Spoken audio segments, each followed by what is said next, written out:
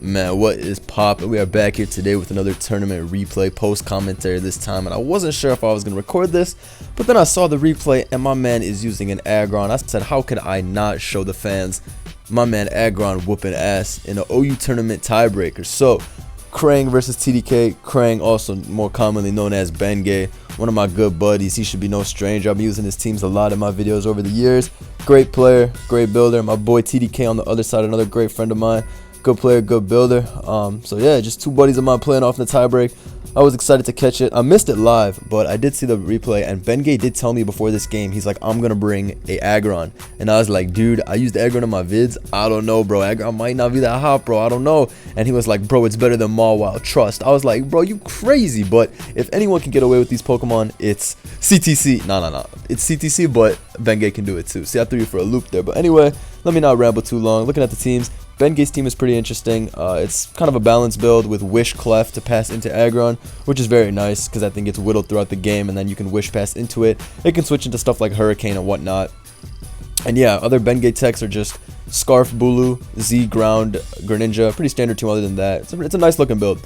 TDK is running a Rain offense with Thunder Coco. I ran a team very similar to TDK's in SPL, except I had Z Gara over Manaphy, Manaphy is like the same thing as Z Gara. Like, they're both just supposed to be offensive Rain sweepers.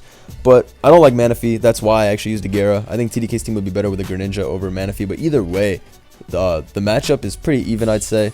I'd say Bengay Gastrodon's going to be really good because with grassy terrain up, Gastrodon is able to wall Swampert because Earthquake does half, and so then it can only go for Ice Punch if it wants to. And it's also able to wall Coco, and it's probably going to be able to wall Manaphy as well because that thing rarely runs Energy Ball. They usually run Surf Psychic, Tail Glow Rest. So that was something I was thinking about. Other than that, let's hop right into it, and let me show you what Aggron's able to do, bro. Cue the tiebreak, man. Alright, so Coco leads off versus Clefable. Bengay switches out turn 1 on the off chance it is Specs, goes into Tapu Bulu as TDK drops a Dry Thunder. Bulu dodges that. He doubles into Clefable because he knows TDK is going to switch out. TDK brings a Tornadus. Goes into Swampert immediately as Aggron comes in. The boss is in. But he had to switch that shit out. He said, hell no. He said, hell no, let me get out of there. As TDK uses that as an opportunity to get up his rocks. Pelipper comes in here. Stealth Rock go up. Switches out of here and brings in the Swampert on Moonblast. Oh, Wish. Okay, Wish. Bengay switches out of there and brings in his Gastrodon on the Waterfall. This is a good mid ground because obviously if he kicked Earthquake, he would have healed it all off anyway. But TDK has to switch here obviously because he's worried about taking the Scald, and that actually does a pretty decent amount to the Manaphy in the Rain at +1. But he basically reveals he's Z here. TDK goes for a Tail Glow as Bengay brings in Bulu, and now he reveals that he is Scarf judging by the terrain. Ferrothorn comes in on the Horn Leech or the Superpower. Great prediction by Bengay, bro. He's not letting off the pressure, bro. Hey, this might be an Aggron team, but my man Bengay is here, bro. He's here, all right? He got them plays. He ready? Okay. He predicts the Ferrothorn. Brings in Torn here as TDK makes a double into Manaphy. Most likely predicting, I don't know, Clef maybe? I don't know.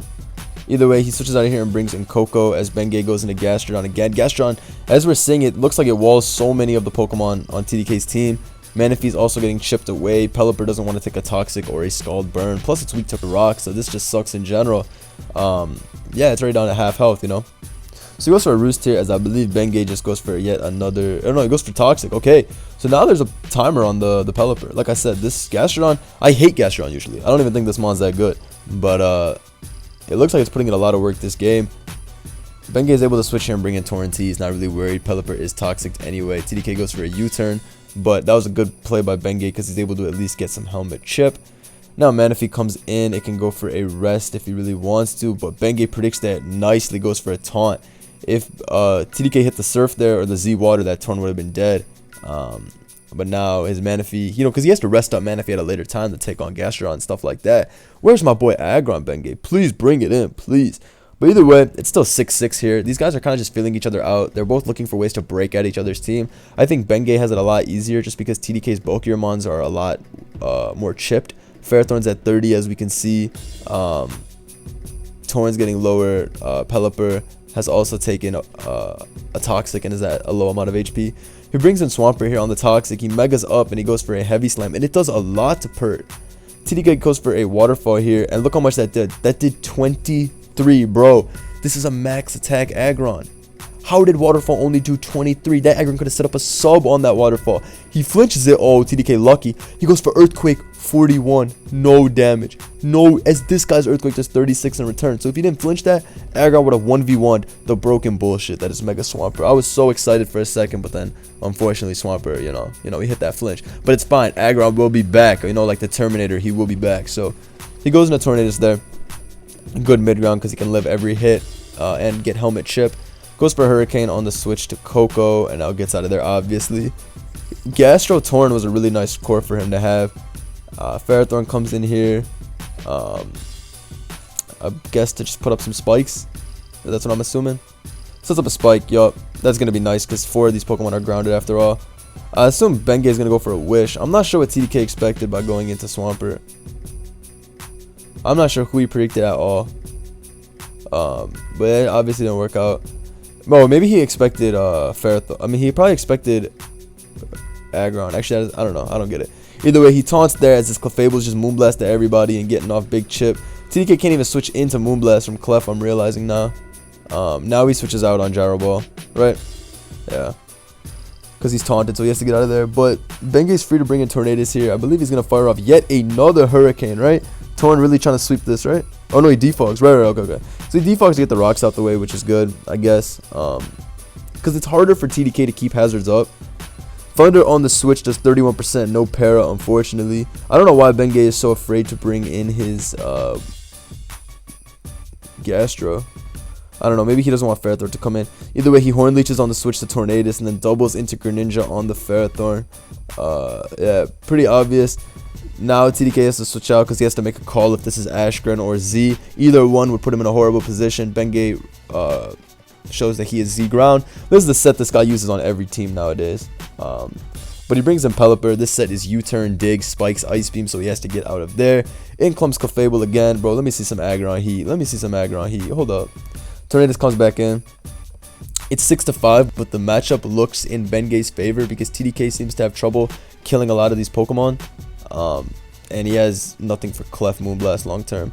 He's trying to confuse the Clefable here and knock it out, but Bengay's Clefable is too powerful, bro. You know, when you use Mons like Aggron and you run up against dishonest Mons like Swampert, the game sometimes will favor you. That's why I always knocked like people out so badly with Komodo, Glalie, and all that. Because I would always get smiled down from above. I never get hacked. Even though his Aggron did get hacked, you'll see. This is a blessing for Bengay. Anyway, he pivots around the Swampert very nicely because Greninja now walls Swampert. Because it can't Earthquake. He gets flinched though. I don't think Ice Beam would have killed anyway at 37 because I think he's attack invested, so I don't think it mattered that much. I mean, it matters because he would have had enough chip to die to Moonblast or Scald or something like that, but it's fine.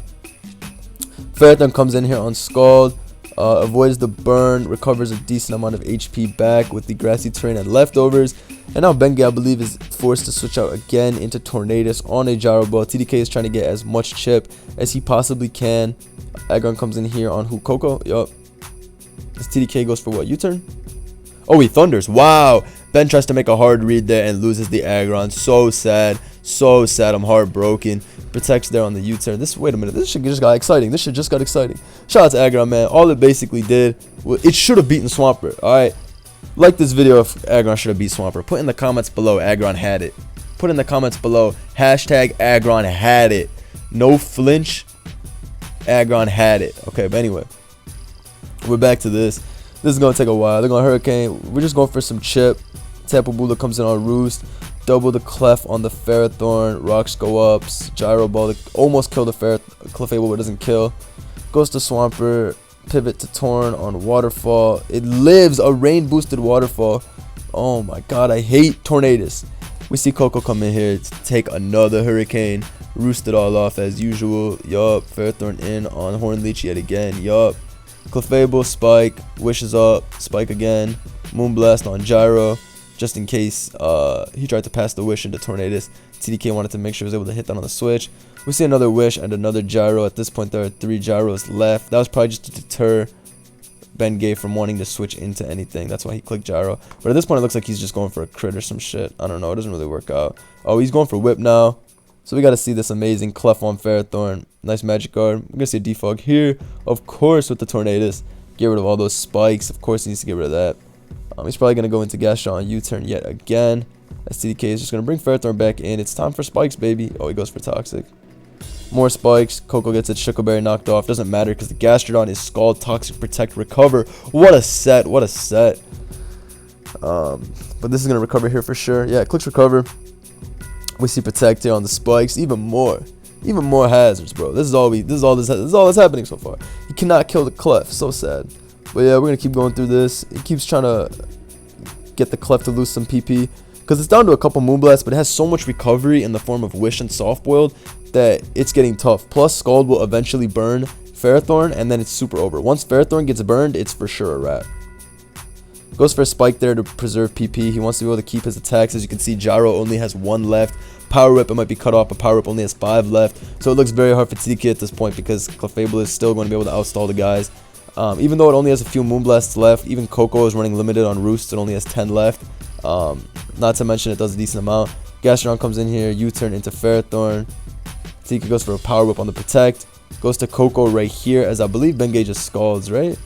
Bengay makes a hard read and goes for the Scald on the switch. And at that point, it's impossible for TDK because the Coco is too low. It's going to get burned right here, and then that's going to be the game, I think. He roosts a couple of turns, U-turns on to Ferrothorn, gets burned. He gets burned by the Scald, which basically cements it at that point. I gotta backtrack a couple turns. Sorry, he got burned by the Scald as he switched in his Ferrothorn, because at that point he had to try something. But I mean, Scald is eventually gonna burn.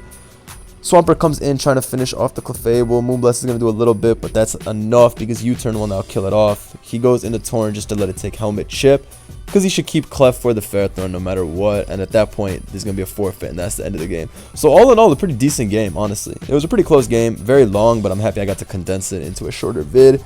Shout out to my boy Aggron, bro. He almost went all the way off. Hey, he did. Aggron got a winning tournament. I'm blessed. So shout out to these guys for giving me a good game. Shout out to Bengay for the nice Aggron win, and I'll catch you guys next time. Peace.